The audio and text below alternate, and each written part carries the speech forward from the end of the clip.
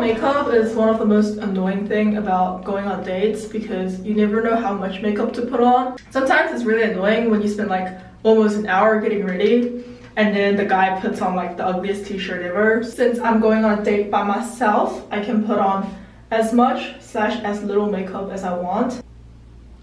Alright, so that's it. That's the makeup. That's how much makeup I want to wear for myself.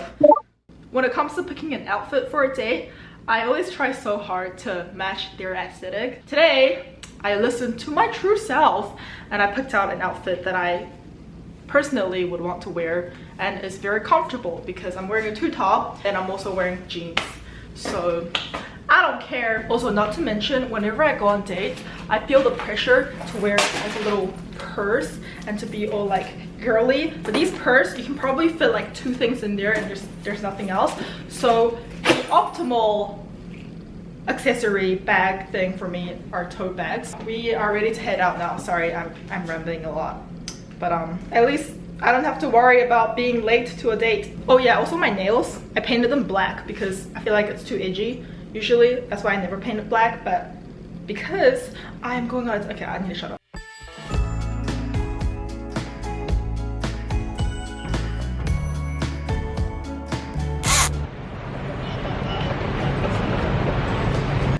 So if you know me in person, you definitely know how consistently single I am and how tragically active I was on dating apps. An emphasis on the was because I have now reformed. So in this vlog, I will take you guys on my cute little solo date, talk about my view on dating, and share some personal anecdotes. I deleted dating apps because I was sick of wasting all my time scrolling on my phone, coming up with quirky bios and interesting prompts just to go on mediocre dates with people who doesn't even know that New Zealand and Australia are 2 separate countries.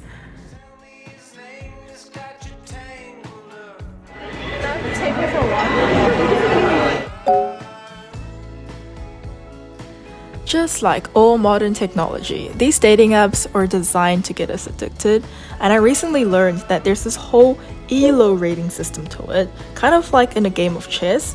So the users are assigned with this level of desirability once they use the app, and if they match with someone that's highly desirable, they will increase their level of ELO, and vice versa. And then the app also does this whole collaborative filtering thing, which is basically just a fancy way of saying discrimination. But essentially, they show you people that are within your league, but then occasionally they will tease you with someone that's outside of your league so they can get your desperate ass hooked on the app.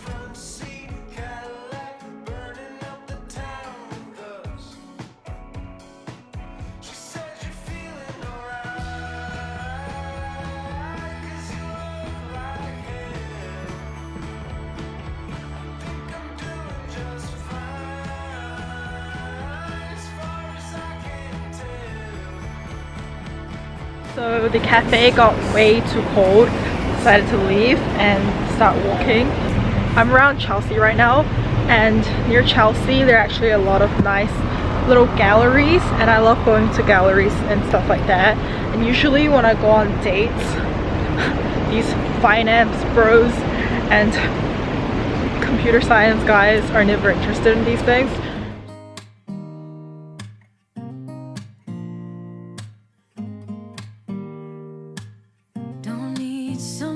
Save me, no, and don't come running to blame me. From miles away I can tell that something's off. The way you look and how you pause when you talk, I think you said enough. You said you love for me something brand new. I feel like I've always had a thing for artsy boys, but they usually never have a thing for girls. So when I finally met a heterosexual art boy who speaks the language that I speak, I got way too excited and I screwed everything up. But it's okay. It helped me realize that I don't want someone who would do something that I like because I like it, but instead I want someone that can make me like the things that I like more because they love it, if that makes any sense.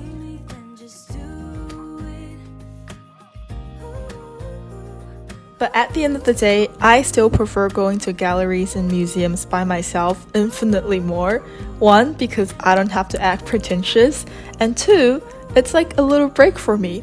A break from all the noisiness in my day-to-day life. Which brings us to our next destination. I've always had this weird nostalgic attachment to any harbour or pier, probably because I grew up near a bay in New Zealand. Especially in New York City, I think it's such a good break from all the hustling and bustling in the city itself. At the pier, I sat next to this old couple who were calling their grandchildren, and being the nosy ass bitch that I was writing in my diary while eavesdropping their conversation, and I found out that it was actually their wedding anniversary.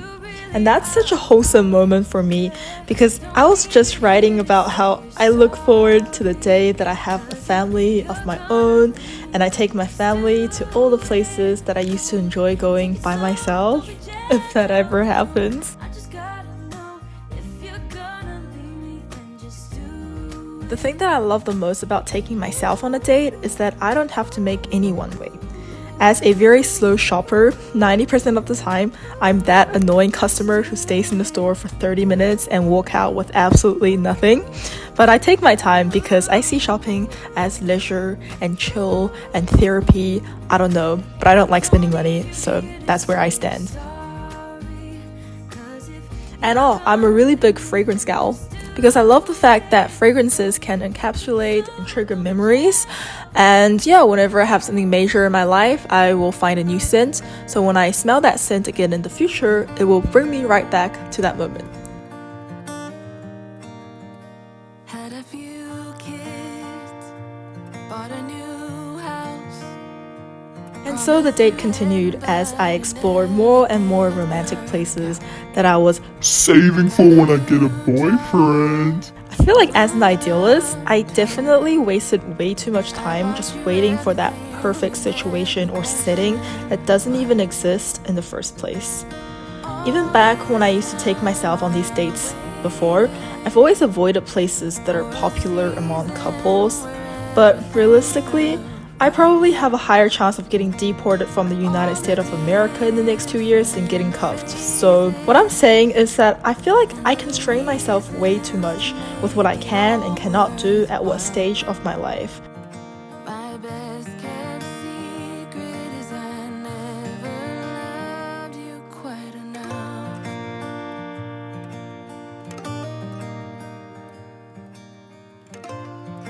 See, sunsets are very romantic, so at that point of the day, I decided to call my secret boyfriend. Just kidding, I called my siblings. But what I realized is that most people want to be in a relationship because they like the idea of constantly having someone to fall back on, someone to call, someone to talk to. And luckily, I have not just one, but two amazing siblings that are always there for me. So I think that's a big reason why I'm so okay being a single Pringle.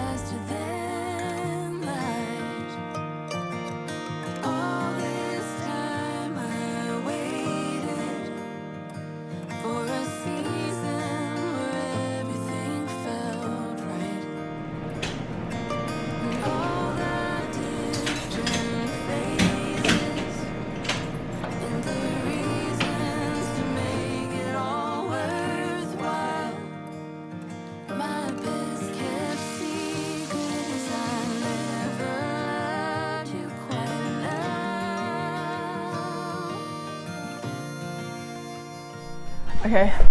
Oh my god, I'm so tall. I'm so tall. Okay, that's a problem though. Looks like we can only choose between showing my face or showing food or giving me back problems because I'm arching my back so much right now. Alright, my leg already hurts. We're gonna start with the chicken. I'm such a dedicated YouTuber. So we have our thinly sliced chicken breast in a bowl and I'm gonna season it with this. This is like a lemon pepper salt. And then I'm gonna add a little bit of cooking alcohol, get it drunk, 2 scoops, and then a good amount of water. And then we just pop it into the rice cooker and you just and then it cooks. Pretty easy. Okay, let's do that.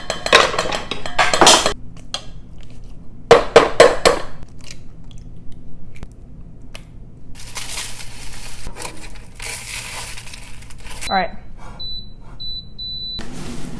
Bring things back in the fridge. Okay, so right now I'm gonna make my own katsu sauce. So it's just ketchup, soy sauce. I like using oyster sauce instead of whatever other sauce that is supposed to be used. And please don't make a comment about the way that I say sauce. I know it's sauce, but you know, I can't help it. Next, I'm gonna put the rice on the plate, center of the plate. Oh, it's perfect!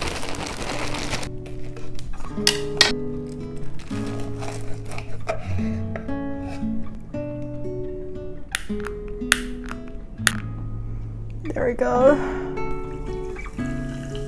My dinner for one is done. I know instead of a tomato, it's supposed to be like a plum, but obviously I don't have that. We still have to preserve the aesthetic of it. I think I'm just gonna pour it on top because the sauce is amazing. So as I eat, I'm gonna continue my little rant about dating and stuff like that. Look at this bad boy. So one more bite and I'll start talking.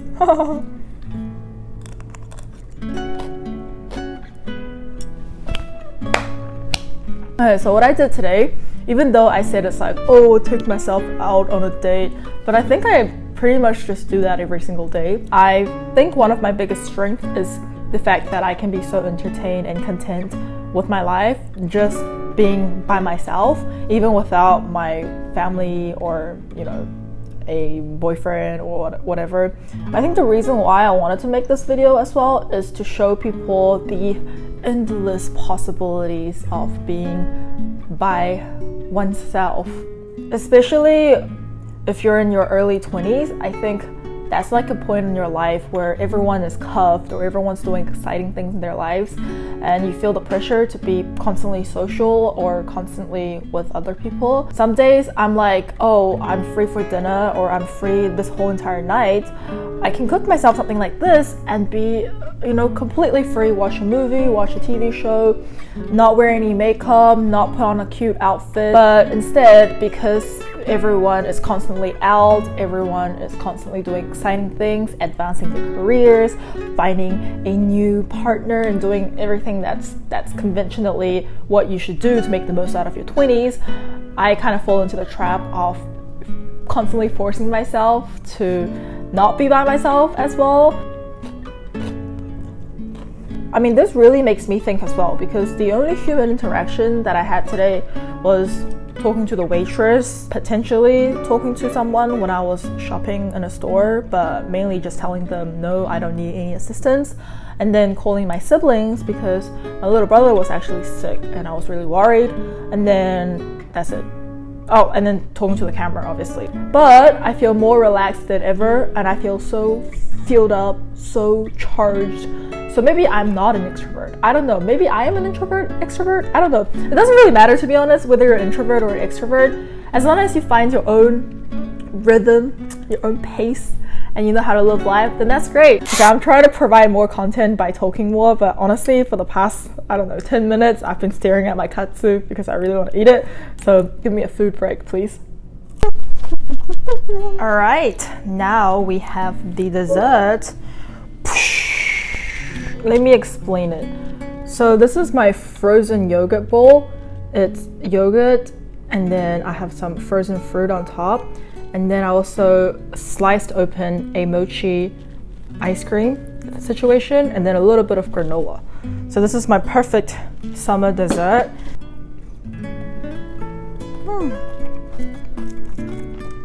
And on a concluding thought, I think it's stigmatized that whenever someone's doing something by themselves, it's like, oh, they have no friends. For me, whenever I go to a restaurant or I go anywhere and I see someone there by themselves, fully entertained in their own world, not self-conscious about what other people think, I think they're really cool. But yeah, don't feel sad. Don't feel sad. Don't feel bad about being by yourself, being alone, being away from your parents, not having a boyfriend, not having a girlfriend, not having whatever. It's fine. Look at me.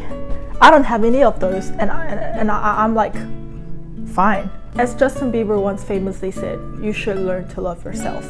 I think everybody should practice this kind of self-dating situation and enjoy what they enjoy doing by themselves, and then slowly, maybe one day, another person who enjoys doing the same things by themselves out there will find you one day, and then you guys can do the same things that you guys enjoy together.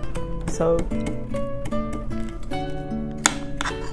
I'm gonna end the video before my ice cream melts, but new video every single week, most likely every Wednesday or every Thursday.